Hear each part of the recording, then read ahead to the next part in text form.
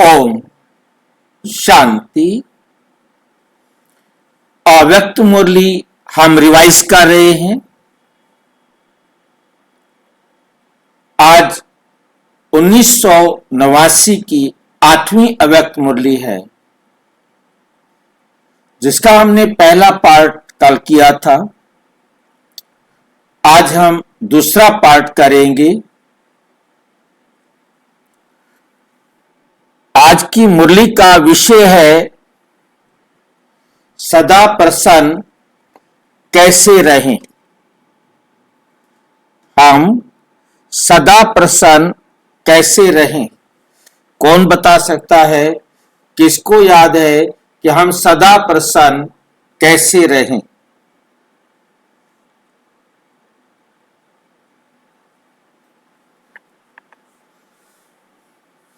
कोई बता सकता है कि हम सदा प्रसन्न कैसे रहें? अगर सदा हमारी आत्मिक स्थिति याद है तो हम सदा प्रसन्न रह सकते हैं। हम आत्मिक स्मृति में रहें और बाबा की श्रीमत पर चलते रहें तो हम सदा प्रसन्न रह सकते हैं। हम सदा प्रसन्न रह सकते हैं।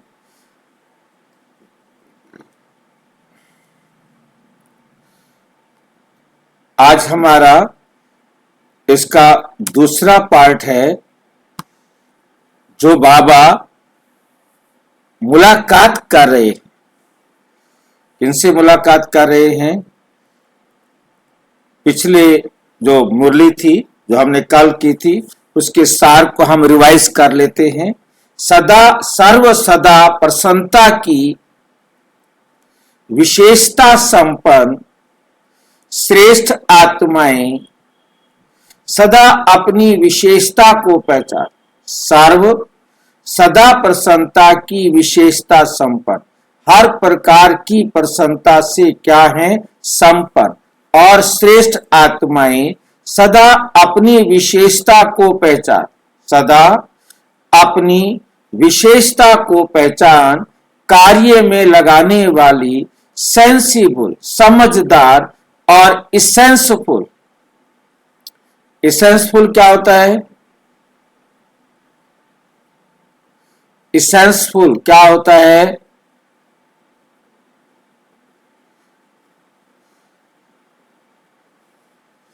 इसेंसफुल आत्माओं को बाबा देख रहे हैं।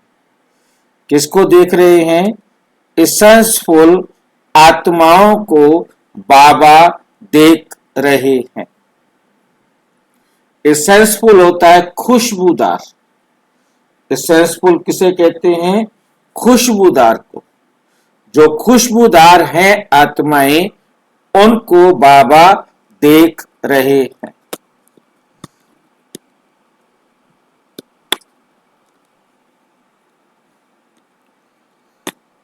इसेंसफुल आत्माओं को बाबा क्या कर रहे हैं? देख रहे।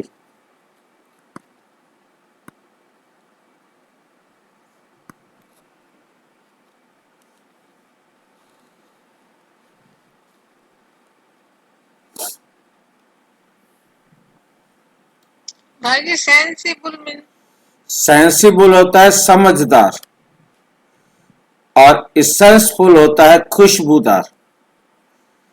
सेंसिबल समझदार, इसेंसफुल खुशबूदार आत्माओं को सदा प्रसन्न रहने वाले, जो सदा प्रसन्न रहते हैं, सदा खुश रहते हैं, प्रसन्न करने की श्रेष्ठता वाली महान आत्माओं को बाप दादा का याद, प्यार और नमस्ते। हम बच्चों की भी बाप दादा को नमस्ते, नमस्ते, नमस्ते। आगरा राजस्थान वालों से बाबा मुलाकात कर रहे हैं। सदा अपने को अकाल तख्त नशीन श्रेष्ठ आत्मा समझते हो। सदा अपने को अकाल तख्त नशीन श्रेष्ठ आत्मा समझते हो? आत्मा अकाल है तो उसका तख्त भी अकाल तख्त हो गया ना। आत्मा अकाल है, इसलिए जहां आत्मा रहती है वे उसका तख्त क्या कहलाएगा? अकाल तख्त। ये बात समझ में आई है? कभी किसी ने सुना है अकाल तख्त का नाम? अकाल तख्त दुनिया में भी कहीं है? किसी को मालूम है दुनिया में भी अकाल तख्त है?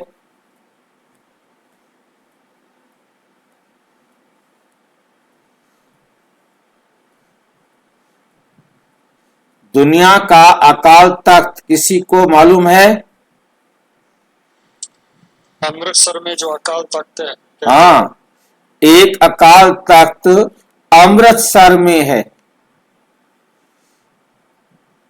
वह दुनिया का अकाल तख्त है। जब तक मैं अमृतसर में नहीं गया था या किसी से मैंने चर्चा नहीं की थी, चर्चा की होती तो भी पता लगता, मैं समझता था कि वो अमृतसर में, क्योंकि उनका चित्र तो थोड़ा बहुत देखा था, कि कोई ऐसा तख्त बैठा के रखा होगा जहां बैठकर वो प्रवचन करते होंगे और उसे वो अकाल तख्त कहते होंगे। परंतु अनुमान था, वहां जाकर देखा जो बीच में मीनार बनी हुई है उस टावर के ऊपर उन्होंने ग्रंथ साहब रखा हुआ है, जहां लगातार उस ग्रंथ साहब का अध्ययन किया जाता है और उस स्थान को कहते हैं अकाल तख्त, जहां उन्होंने गुरु ग्रंथ साहब को रखा हुआ है। जिस जगह पर गुरु ग्रंथ साहब रखा हुआ है वो है अकाल तख्त। अब वो उसे क्यों कहते होंगे अकाल तख्त? उनका जो ग्रंथ साहब है वो रखा है इसलिए। परमात्मा को कहते हैं वो अकाल पुरुष, अकाल मूरत, अकाल पुरुष कहते हैं, अकाल मूरत कहते हैं, क्योंकि उस परमात्मा का कभी काल नहीं आता। परंतु उन्हें किसी ने समझाया नहीं कि आप भी अकाल आत्मा हैं। हम आत्माओं का भी काल नहीं आता। परंतु ये बात उनको क्यों समझ में नहीं आई कि आत्माओं का काल नहीं आता? क्योंकि वो चारों तरफ देखते हैं अकाले मृत्यु हो रही है, बिना समय आए मृत्यु हो जाती है, काल आ जाता है, काल आता है और आत्मा को ले जाता है। तो वो समझते हैं काल जो है आत्मा को ले जाने वाला है। ये गलत फहमी होने के कारण उन्होंने अकाल तख्त का मतलब समझ में नहीं आया। अब हमें परमात्मा ने बहुत अच्छी तरह भाषा में समझाया कि तुम अकाल मूरत आत्मा हो। तुम जिस तख्त पर बैठे हो, जिस स्थान पर बैठे हो, वो स्थान है अकाल तख्त। इस तख्त पर बैठकर आत्मा कितना कार्य करती है। तख्त नशीन आत्मा हूं, तख्त नशीन आत्मा हूं। भाई जी, ये भाई जी आत्मा एक तख्त छोड़ती है दूसरा लेती है भाई जी। हाँ, तो यहां इस समय आत्मा इस तख्त पर बैठी है तो कहती है तख्त नशीन आत्मा हूं, तख्त पर स्थित आत्मा हूं। इस स्मृति से स्वराज्य की स्मृति स्वतः आती है।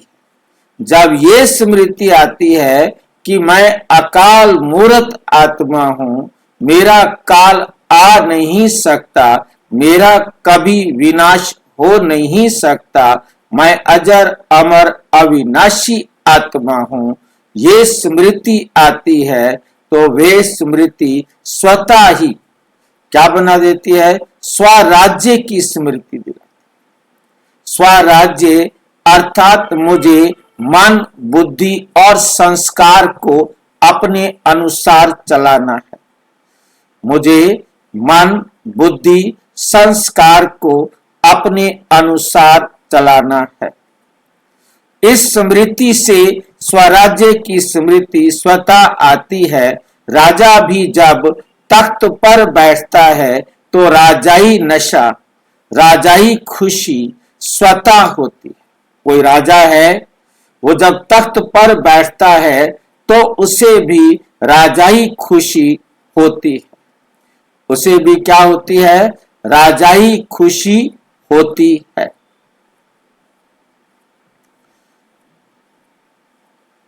तख्त नशीन माना स्वराज्य अधिकारी। तख्त नशीन का मतलब क्या है, स्वराज्य अधिकारी, जो अपने राज्य पर, अपनी सूक्ष्म इंद्रियों पर राज्य करता है। पहले बनता है मन, बुद्धि, संस्कार का राजा। जब वो स्वयं पर राज्य अधिकारी बनता है, इस स्मृति से फिर कर्म इंद्रियां स्वतः ही आर्डर पर चलती हैं, अर्थात वे अपने शरीर की कर्म इंद्रियों का भी राजा बन जाता है। जो अकाल तख्त नशीन समझकर चलते हैं, उनके लिए बाप का भी दिल तख्त है। जो अपने आप को अकाल तख्त नशीन समझ कर चलते हैं, उनके लिए बाप का भी दिल तख्त है। वो बाप के दिल तख्त पर बैठते। कहां बैठेंगे वो, बाप के दिल तख्त पर भी बैठते। क्यों? क्योंकि आत्मा समझने से बाप ही याद आता है। आत्मा समझेंगे तो हमें कौन याद आएगा, तो हमें बाबा याद आएगा। जब तक हम आत्मा नहीं समझेंगे तब तक हमें बाप याद नहीं आ सकता। तब तक हमें बाप याद नहीं आ सकता। फिर ना देह याद आएगी और ना देह के संबंधी याद आएंगे। फिर हमें देह भी याद नहीं आएगी और देह के संबंधी भी याद नहीं आएंगे। ना पदार्थ याद आएगा। आत्मा कैसे समझना है भाई जी? हाँ, आत्मा कैसे समझना है। आत्मा समझने के लिए जानकारी लेना अलग बात है और स्वीकार करना अलग बात है। जानकारी तो हम रोजाना मुरली के द्वारा ले रहे हैं कि आत्मा क्या है, आत्मा कैसी है, आत्मा कहाँ रहती है, आत्मा क्या करती है। यह हम आत्मा की जानकारी मुरली के द्वारा लगातार लेते रहते हैं। अब इस जानकारी से हमको अनुभव में आना है। अनुभव का मतलब है कि हम अपने आप को महसूस करें, शिफ्ट करें कि मैं ये शरीर नहीं हूं, मैं आत्मा हूं। मैं ये शरीर नहीं हूं, आत्मा हूं। जब हम ऐसा अपने को समझते हैं, जब हम अपने को आत्मा समझते हैं, तब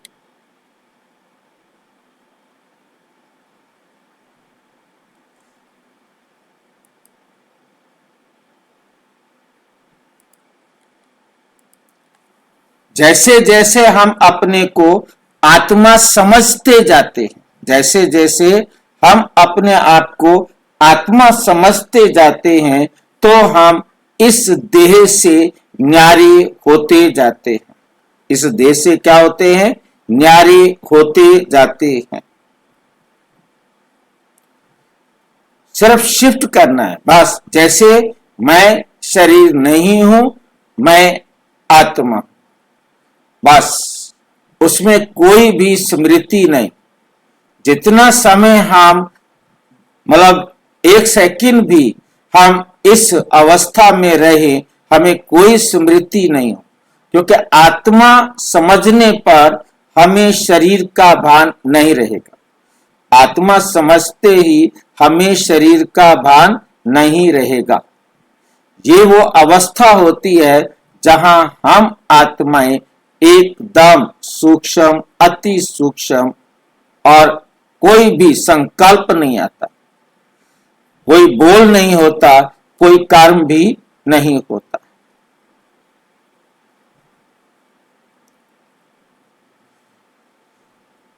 फिर ना देह है ना देह के संबंध।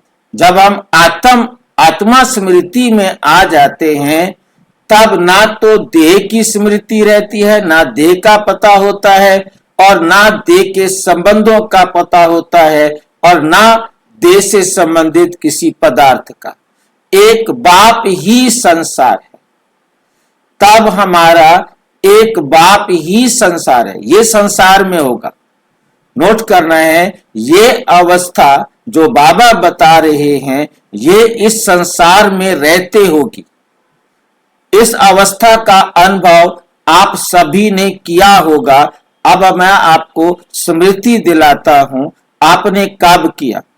जिस समय केवल आप बाबा की श्रीमत पर ही थे, तो आप और बाबा। जब आपको सोचना नहीं पड़ रहा था कि ऐसे करूं कि ऐसे करूं, जब आपने ये तय किया कि मुझे बाबा की श्रीमत पर चलना है और बाबा की श्रीमत पर चले और एंजॉय किया, वो समय होता है ये जब एक बाप ही संसार है। आपको कोई अपना पराया नहीं दिखाई दे रहा था। बाप की श्रीमत के अनुसार सबको देख रहे थे, सबके साथ व्यवहार में आ रहे थे। आधार एक शिव बाबा था। तो इस समय आप बाबा के साथ खोए हुए हैं, बाबा के साथ आप बिजी हैं, बाबा के साथ जुड़े हुए हैं, तो आप यहां इस अवस्था को अनुभव कर सकते हो। इसलिए अकाल तख्त नशीन बाप के दिल तख्त नशीन भी बनते। आप अकाल तख्त नशीन और बाप के दिल तख्त नशीन भी बनते। बाप की दिल में ऐसे बच्चे ही रहते हैं जो एक बाप दूसरा ना कोई। कोई तो है, तो डबल तख्त है, तो डबल तख्त हो गया ना। जो सिक्की लद्दे बच्चे होते हैं, प्यारे होते हैं, उन्हें सदा गोदी में बिठाएंगे। जो प्यारे होते हैं उन्हें सदा क्या करेंगे? गोदी में बिठाएंगे, ऊपर बिठाएंगे, नीचे नहीं। तो बाप भी कहते हैं तख्त पर बैठो, नीचे नहीं आओ। जिसको अकाल तख्त मिलता है, जिसको अकाल तख्त मिलता है, वे दूसरी जगह बैठेगा क्या?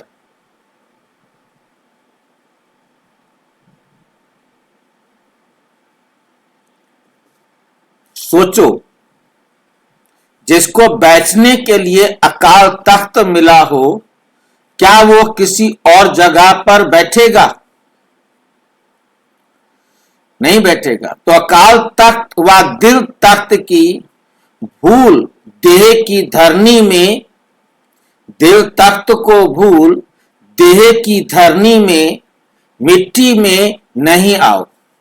देह को मिट्टी कहते, देह को क्या कहते हैं? मिट्टी कहते हैं।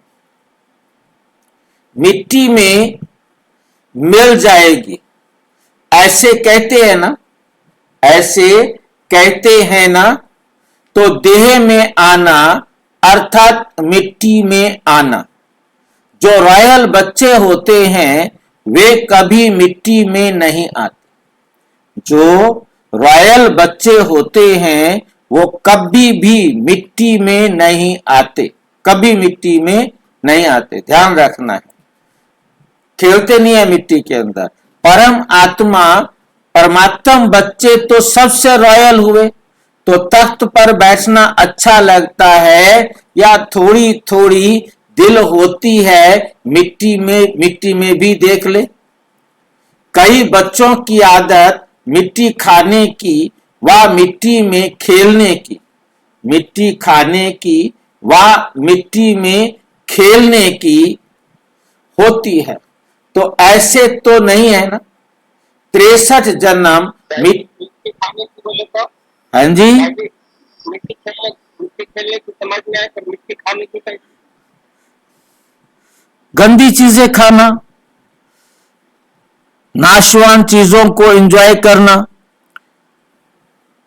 मिट्टी खाना, मिट्टी खेलना, मतलब अपने आप को व्यर्थ में, नेगेटिविटी में, जिनका कोई हमारे लिए लाभ नहीं, तो मिट्टी से खेला। 63 जन्म तो हम मिट्टी से खेले हैं ना। अब बाप हमें तख्त नशीन बना रहे, अब बाप हमें क्या कर रहे हैं? तख्त नशीन बना रहे हैं। तो मिट्टी से कैसे खेलेंगे? मिट्टी में जो मिट्टी में खेलता है वो मैला हो जाता है।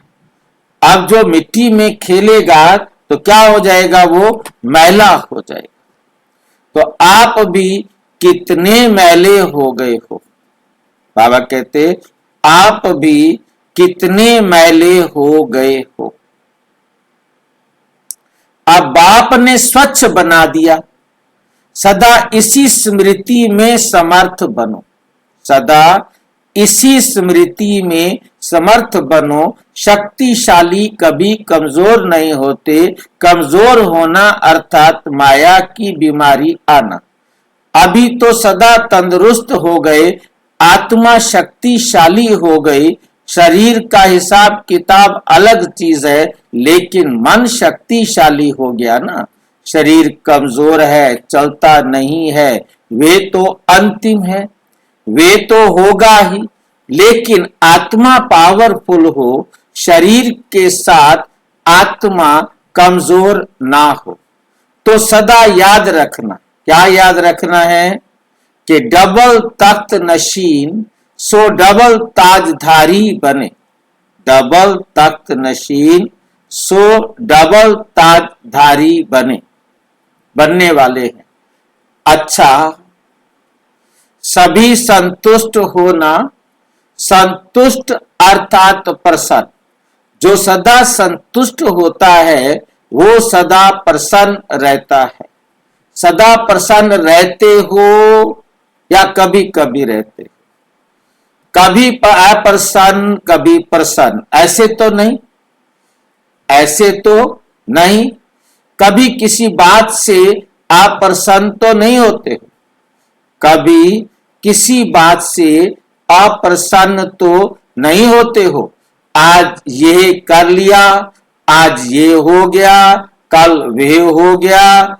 ऐसे पत्र तो नहीं लिखते, ऐसे ऐसे पत्र तो नहीं लिखते कि आज ये हो गया, आज ये हो गया। बदलते तो नहीं रहते। सदा प्रसन्न चित्त रहने वाले अपने वाइब्रेशन से औरों को भी प्रसन्न करते हैं। ऐसे नहीं मैं तो प्रसन्न रहता हूं, ऐसे नहीं मैं तो प्रसन्न रहता ही हूं, लेकिन प्रसन्नता की शक्ति फैलेगी जरूर, तो किसी को भी प्रसन्न कर सको। ऐसे हो या अपने तक ही प्रसन्न ठीक हो, दूसरों को भी करेंगे फिर तो अभी कोई पत्र नहीं आएगा, क्योंकि आप सदा प्रसन्न रहेंगे। अप्रसन्नता आएगी नहीं तो फिर तो तुम कोई पत्र नहीं लिखेंगे ना। अगर कोई अप्रसन्नता का पत्र आए तो वापस उसको ही भेजे ना। आए तो वापस उसको ही भेजे ना। ये टाइम और यह तारीख याद रखना। हाँ, ये पत्र लिखो। क्या लिखो? ओके हूं। बाबा कहते पत्र लिखो तो उसमें क्या लिखो कि मैं ओके हूं। ये 2 लाइनें बस लिखो। बस मैं भी ओके और दूसरे भी मेरे से ओके हैं। मैं भी ओके हूं और मेरे से सभी ओके हैं। मेरे से किसी को कंप्लेन नहीं, मेरे से किसी को शिकायत नहीं। इतना खर्च क्यों करते? इतना खर्च क्यों करते? ये तो 2 लाइन कार्ड पर ही आ सकती है और बार बार भी नहीं लिखो। कोई तो रोज कार्ड भेजते। कई तो इतने अच्छे बच्चे हैं जो रोजाना कार्ड भेज देते हैं। रोज नहीं भेजना, मास में 2 बार बस। 15 दिन में ओके का कार्ड लिखो और कथाएं नहीं, कहानी नहीं लिखो। अपनी प्रसन्नता से और को भी प्रसन्न बनाना। अच्छा, गुजरात ग्रुप से बात कर रहे हैं। सदा अपने को बाप के सिक्की लद्दे समझते हो। सिक्की लद्दे अर्थात बड़े सिख से बाप, बड़े सिख से बाप ने हमें ढूंढा है। बाप ने बड़े सिख से व प्रेम से आपको ढूंढा है। आपने ढूंढा लेकिन आपको मिला नहीं। आपने ढूंढा, मेहनत की, परंतु आपको मिला नहीं। परिचय ही नहीं था। परिचय ही नहीं था तो मिले कैसे? लेकिन बाप ने आपको ढूंढा, इसलिए कहते हैं सिक्की लदे। सिक्की लदे माना बहुत चाहत के बाद मिले हो। तो जिसको बाप ढूंढे वे कितने भाग्यवान होंगे। दुनिया वाले बाप को ढूंढ रहे और आप मिलन मना रहे हो। कितने थोड़े हो मिलन मनाने वाले। बहुतों का पार्ट है ही नहीं, थोड़ों का पार्ट है। इसलिए गाया हुआ है, इसलिए गाया हुआ है, कोटों में कोई, कोइयों में कोई, अक्षौणी सेना नहीं गाई हुई। कोटों में कोई, कोइयों में कोई, अक्षौणी सेना नहीं गाई हुई। मतलब कोटों में कोई मुझ बाप को पहचानते, सब नहीं पहचान सकते। तो ये खुशी कोई का मतलब क्या है? कोई में से कोई का मतलब क्या है? भाई कोई पढ़ता है, सारे नहीं पढ़ते ना। कोटों में कोई, भला 1 करोड़ में से कोई जाकर के ज्ञान लेता है। कोटों में कोई, करोड़ों में कोई चुना जाता है। आज जितनी दुनिया है, आज हम अनुमान लगाते हैं कि 800-900 करोड़ के बीच में जनसंख्या है। सोचो 800-900 करोड़ में से कितने परमात्मा को पहचाना।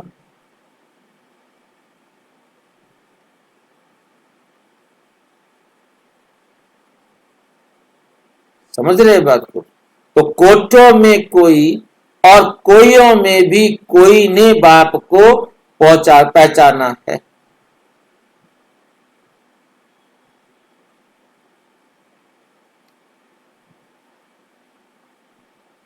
हर कदम में खुशी अनुभव हो।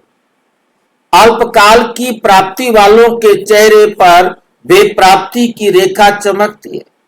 बोला किन्हीं को थोड़े देर के लिए, थोड़े समय के लिए कुछ मिल जाता है तो वो भी उनके चेहरे पर खुशी चमकती है। आपको तो सदा काल की प्राप्ति है, तो चेहरा सदा खुशी में दिखाई दे, उदास ना हो। जो माया का दास बनता है वे उदास होता है।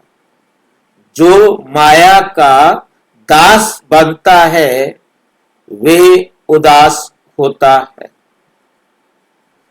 आप कौन हो? माया के दास या मालिक? माया को अपनी अथॉरिटी से भगाने वाले हो। ऐसी आत्मा कभी उदास नहीं होती। ऐसी आत्मा कभी उदास नहीं होती, हो सकती। कोई फिक्र ही नहीं है, कोई फिक्र ही नहीं है ना। कोई फिक्र या चिंता होती है तो उदास होते हैं। आपको कौन सी चिंता है? पांडवों को चिंता है कमाने की, परिवार को पालने के लिए पैसे की चिंता है। लेकिन चिंता से पैसा कभी नहीं आएगा। मेहनत करो, कमाई करो, लेकिन चिंता से कभी कमाई में सफल नहीं होंगे। चिंता को छोड़कर कर्म योगी बनकर काम करो, तो जहां योग है वहां कार्य कुशल होगा और सफलता होगी। चिंता से कभी पैसा नहीं आएगा। चिंता से कभी पैसा नहीं आएगा। अगर चिंता से कमाया हुआ पैसा आएगा भी तो चिंता ही पैदा करे। पैसा कोई चिंता पैदा करता है क्या? कैसी बातें करते हैं बाबा? पैसा भी चिंता पैदा करता है क्या?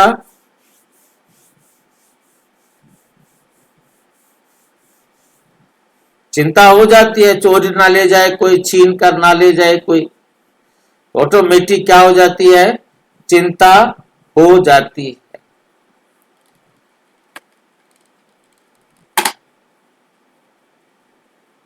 जैसे बीज होगा वैसा ही फल होगा।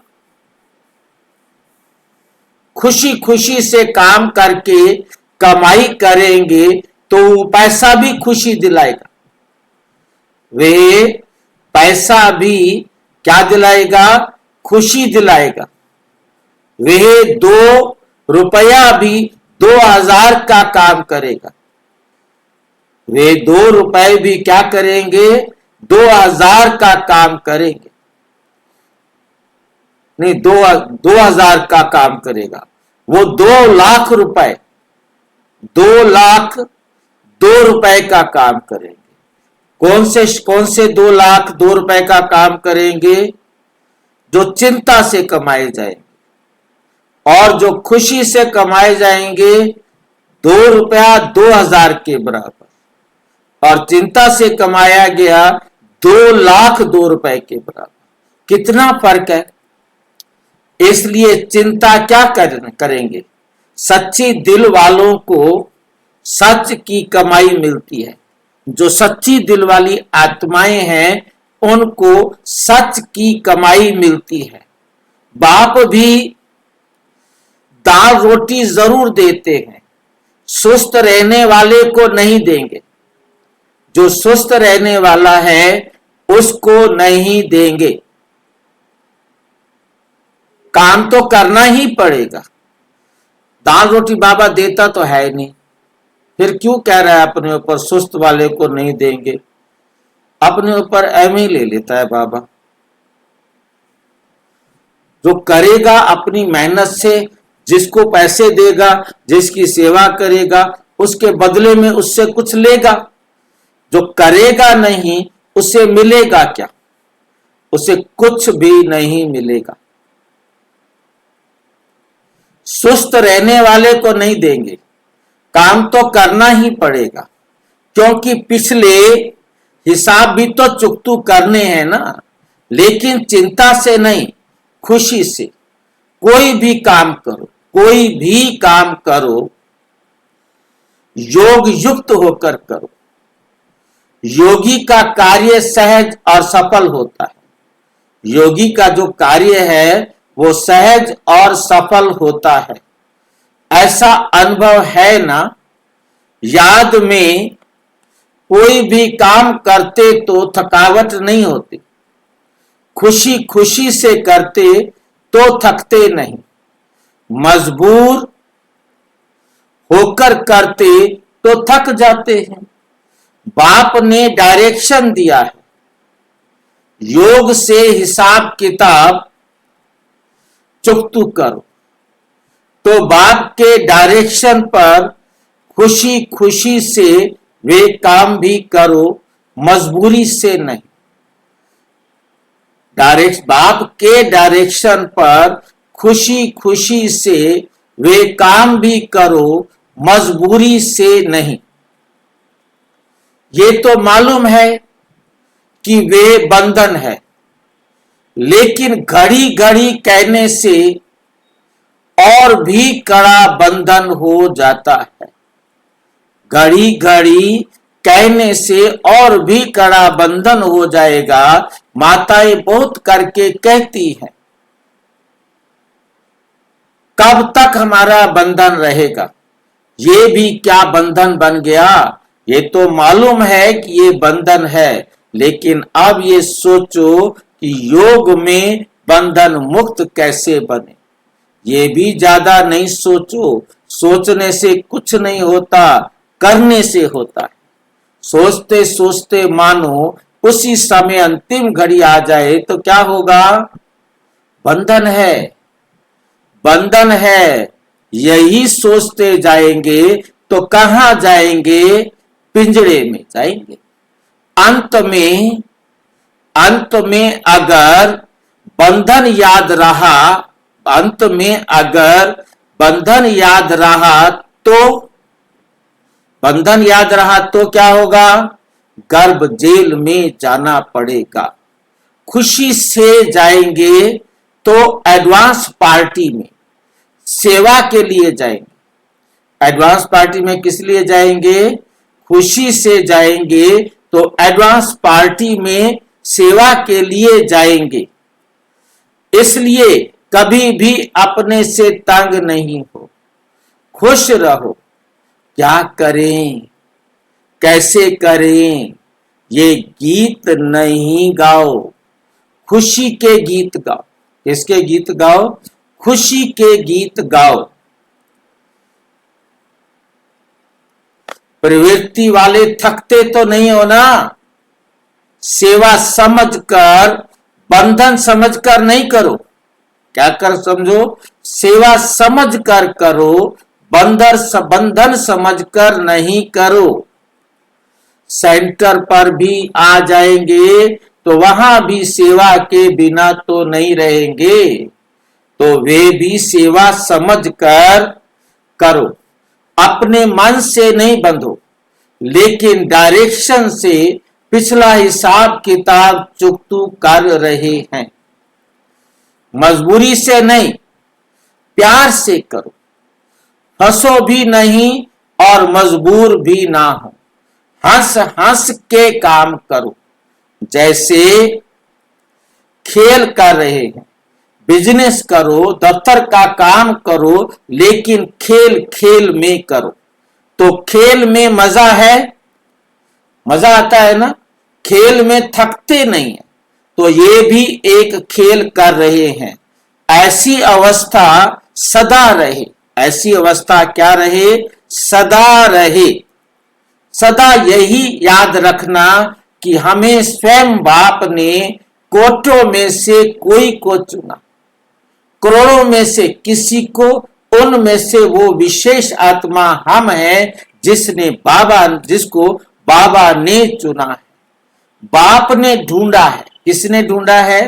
बाप ने ढूंढा है, अपना बना लिया। इसी नशे व खुशी में हर कार्य करते सफलता मूर्त बनते चलो। ये स्मृति वरदान रूप बन जाएगी, शक्तिशाली बना देगी। सदा अतीन्द्रिय सुख में रहते हो। अतीन्द्रिय सुख अर्थात आत्मिक सुख, इंद्रियों का सुख नहीं, लेकिन आत्मिक सुख। आत्मा अविनाशी है तो आत्मिक सुख भी अविनाशी होगा। इंद्रियां खुद ही विनाशी हैं तो सुख भी विनाशी होगा। कोई भी विनाशी यानी थोड़े समय का सुख नहीं चाहते। अगर किसी को भी कहो 2 घंटे का सुख ले लो और 22 घंटे का दुख ले लो, तो कौन मानेगा भाई? 22 घंटे हमें दुख दे दो, पर तो 2 घंटे का सुख दे दो। किसको पसंद है ऐसा सुख कि 2 घंटे तो सुख मिले और 22 घंटे हमको बेशक दुख मिले? यही सोचेगा कि सदा सुख हो, दुख का तो नामो निशान ही ना हो, तो अतीन्द्रिय सुख अविनाशी है। इंद्रियों के सुख के अनुभवी भी हो तो अति इंद्रिय सुख के अनुभवी भी हो। तो क्या अच्छा लगता है? अति इंद्रिय सुख अच्छा लगता है या इंद्रियों का सुख अच्छा लगता है? तो अच्छी चीज को कभी छोड़ा नहीं जाता, भूला नहीं जाता। भूलना चाहे तो भी नहीं भूलेंगे। तो सदा अति इंद्रिय सुख में रहने वालों के पास दुख का नामो निशान नहीं आ सकता, असंभव है। कई कहते हैं मेरे को दुख नहीं होता, लेकिन दूसरा दुख होता है, तो क्या करे? दूसरा देता है, दूसरा दुख देता है तो क्या करे? दूसरा देता है तो लेते क्यों हो? कोई भी चीज आपको दे और आप नहीं लो तो वो किसके पास रहेगी? उसके पास ही रहेगी ना। देने वाले तो देंगे, उनके पास ही है दुख। लेकिन बाप आप मत लो। आप क्यों लेते हो? आपका स्लोगन है सुख दो, सुख लो, ना दुख दो और ना दुख लो। लेकिन गलती कर देते हो। क्या गलती करते हो? इसलिए थोड़ा दुख की लहर आ जाती। गलती क्या होती है? माया कहते आ जाओ, बहुत दिन हो गए हैं। कोई दुख दे तो उससे भी परिवर्तन कर उसको सुख दे दो, उसको भी सुखी बना दो। सुखदाता के बच्चे हो, सुख देना और सुखी रहना, यही आपका काम है। अच्छा, अहमदाबाद हॉस्टल की कुमारियों का लक्ष्य क्या है? ब्रह्मा कुमारी बनेगी या इंजीनियर डॉक्टर बनेगी? टोकरी उठानी है या ताज पहनना है? सिर पर या तो आएगी टोकरी और या आएगा ताज। बताओ क्या चाहिए? सिर पर ताज चाहिए कि टोकरी चाहिए?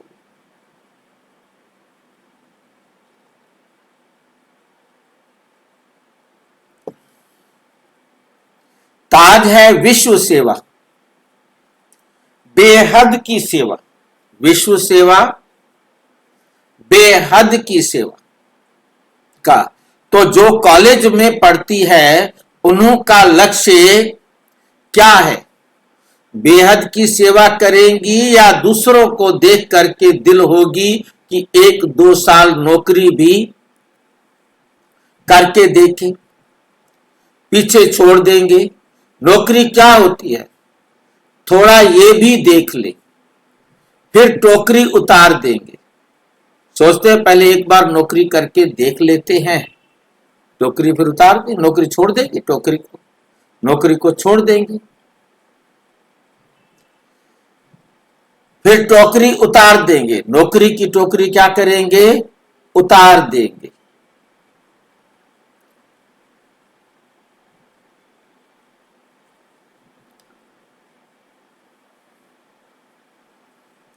ताज पहन लेंगे। ऐसे तो नहीं सोचती हो ताज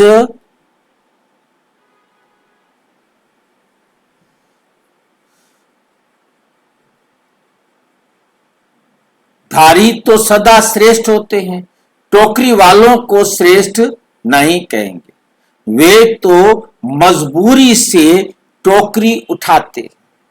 वो क्या करते हैं, मजबूरी से टोकरी उठाते हैं। कोई नौकरी करते हैं तो जरूर कोई मजबूरी होगी, या तो मन की मजबूरी या संबंधों की मजबूरी, या तो मौज है या तो मजबूरी है। मौज है तो बाबा की श्रीमत पर चलने में, और दुनिया में तो मजबूरियां ही भरी पड़ी। दोनों में से एक तो है, क्योंकि समय कम है और समय अचानक ही आना है, बताकर नहीं आएगा। इसलिए कहते हैं जो करना है वो अब करो, कल नहीं, परसों नहीं, साल के बाद नहीं करना। तो अब हां, कोई सरकमस्टांस है जो निमित्त बने हुए हैं, उन्हों के डायरेक्शन से करते हैं, तो फिर आपकी जिम्मेवारी नहीं। तो कुमारियां क्या सोचती हैं, कुमारियां क्या सोचती हो, हॉस्टल में क्यों रहती हो, घर में भी तो पढ़ाई पढ़ सकती हो ना, सेंटर में भी आ सकते हो, फिर हॉस्टल में क्यों रहती हो। मां बाप याद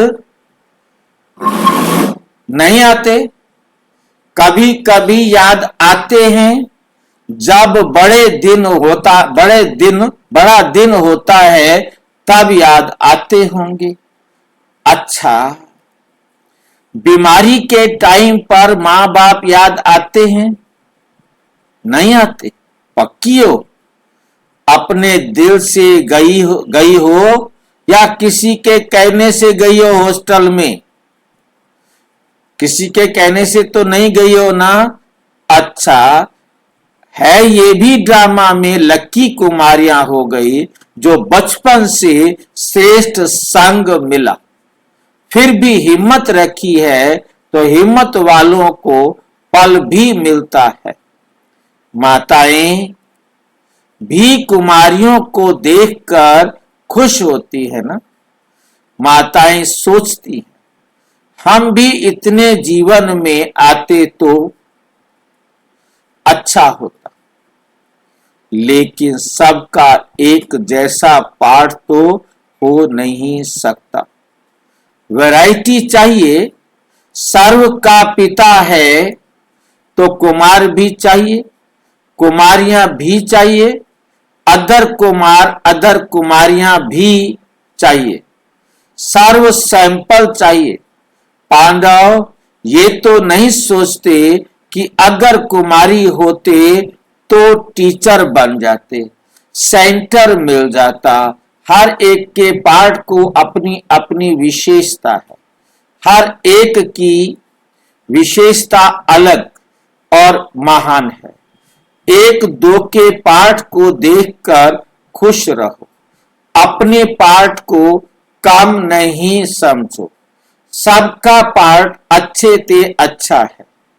अच्छा, पंजाब ग्रुप सदा अपने को संगम युगी बेपरवाह बादशाह हूं ऐसे समझते हो।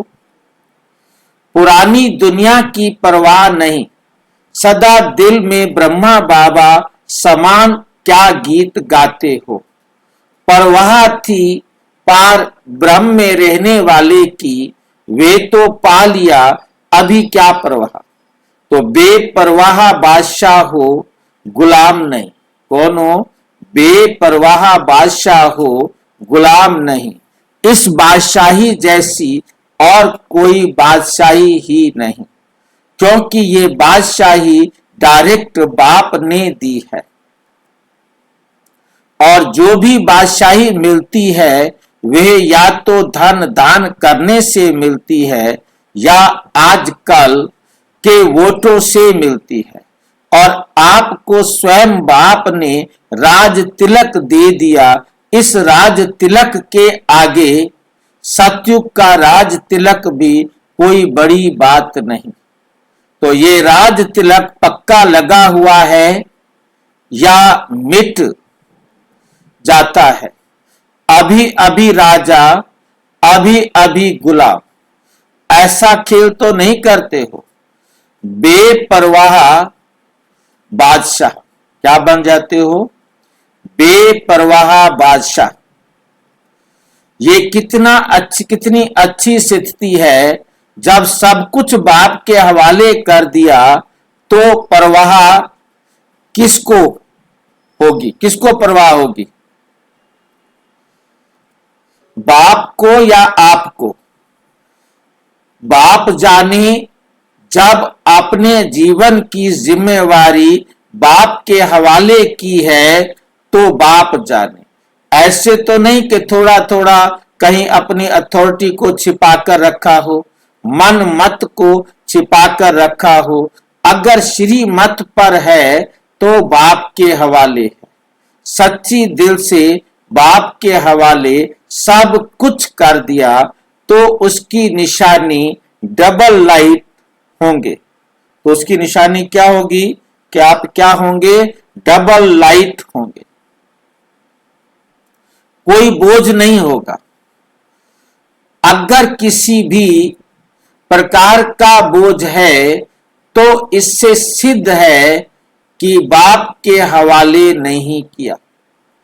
जब बाप ऑफर करता है, जब बाप ऑफर करता है कि सब बोझ मेरे को दे दो तो तुम हल्के हो जाओ। तो क्या करना चाहिए? ऐसा सर्वेंट फिर नहीं मिलेगा। ऐसा सर्वेंट फिर नहीं मिलेगा। अनेक जन्म बोझ रखकर देख लिया, बोझ से क्या हुआ? नीचे ही होते गए, गिरते गए। अब डबल लाइट बन उड़ते रहो, तन मन धन सब ट्रांसफर कर दो। कोई कहते हैं और कोई बोझ नहीं, लेकिन थोड़ा थोड़ा संबंध का बोझ है। तो सर्व संबंध बाप से नहीं जोड़ा तब बोझ है। वायदा है सर्व संबंध एक बाप से, तो कोई बोझ नहीं। आराम से दाल रोटी खाओ और प्रभु के गुण गाओ। तो यहां क्या कहते? उड़ती कला में उड़ो। कहां भी रहते बाप को भोग लगाकर खाते हो तो ब्रह्मा भोजन खाते हो। ब्रह्मा भोजन खाओ, खूब नाचो, मौज मनाओ। अभी मौज में नहीं रहेंगे तो कब रहेंगे? सबसे टॉप जन्म ये, और सबसे टॉप जन्म में आप मौज में नहीं तो फिर कब रहेंगे? अच्छा, बॉम्बे ग्रुप से सभी अपने पुरुषार्थ की रफ्तार को जानते हो। मैं कौन हूं और क्या हूं, ये दोनों ही बातें जानते हो कि मैं कौन हूं और मैं क्या हूं। तो समय की रफ्तार प्रमाण अपने पुरुषार्थ की रफ्तार क्या समझते हो? समय की रफ्तार तीव्र है या आपकी रफ्तार तीव्र है? समय रचना है और आप रचता हो, तो रचना की रफ्तार तेज। रचना की रफ्तार क्या होगी? तेज। और रचना की रफ्तार ढीली, रचना की रफ्तार तेज और रचना की रफ्तार ढीली, तो उसे क्या कहेंगे? समय को जानने वाले भी आप हो और समय को जानकर वर्णन भी आप ही कर रहे हो। वो तो चलते रहेंगे, वे तो चलता रहेगा। आप तो वर्णन करते हो कि अभी कलयुग को बदलकर सतयुग लाएंगे, तो चलाने वाला ढीला और चलने वाला तेज। तो सदा इस स्मृति में रहो कि मैं मास्टर रचयिता हूं, इससे रफ्तार तेज हो जाएगी। चल रहे हैं सदा, जैसा समय है, जैसा है वैसा कर रहे हैं, ऐसे नहीं। ये तो समय के दास कहेंगे। आप कहेंगे हम इस समय को चला रहे हैं, समय को बदलने के निमित्त आप हो ना।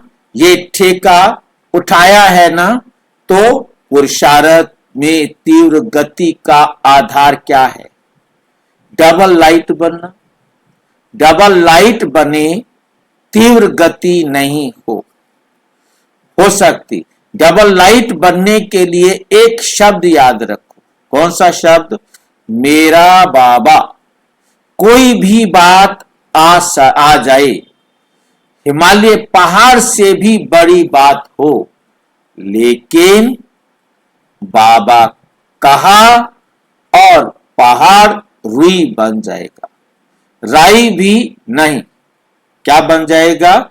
रुई बन जाएगा। राई भी थोड़ा मजबूत कड़क होती है, राई भी क्या होती है? थोड़ा मजबूत होती है, कड़क होती है, और रुई बहुत नर्म और हल्की होती है। तो कितना भी बड़ा पहाड़ रुई बन जाएगा। दुनिया वाले देखेंगे तो कहेंगे, क्या कहेंगे? ये कैसे होगा? और आप कहेंगे ये ऐसे होगा। बुद्धि में बाबा कहा टच होगा कि ये ऐसे होगा। हर बात सहज लगेगी, क्योंकि सहज योगी जीवन है। जिसकी जीवन ही सहज है, उसके सामने कोई भी बात आएगी तो सहज हो जाएगी। मुश्किल के दिन खत्म हो गए। ना ब्राह्मण जीवन में मुश्किल शब्द है, ना जीव देवता जीवन में। इसलिए बाप की महिमा में कहते हो, मुश्किल को सहज बनाने वाले तो जो बाप की महिमा, वे आपकी महिमा। अच्छा, धुलिया वाले अभी अभी पहुंचे, बस खराब हो गई थी इसलिए लेट हो गए। अच्छा, धुलिया वालों के पाप धुल गए। जितना समय लेट हुए उतना समय बाबा ही याद था ना, तो पाप धो गए। जो भी पिछला रहा होगा वो धो गया। आप तो खुश थे, दुख की लहर तो नहीं आई। ऐसे टाइम पर अचल रहे, इसलिए पाप धुलाई हो गए। अभी सदा ही मौज में चलते उड़ते रहेंगे। अच्छा, ओम शांति। और विस्तार से जानने के लिए प्रजापिता ब्रह्मा कुमारी ईश्वरीय विश्वविद्यालय के किसी भी सेवा केंद्र पर संपर्क करें। और यदि कोई प्रश्न है तो 9213106986 पर केवल टेलीग्राम करें। 9650692270 पर केवल व्हाट्सएप करें, फोन नहीं। ओम शांति।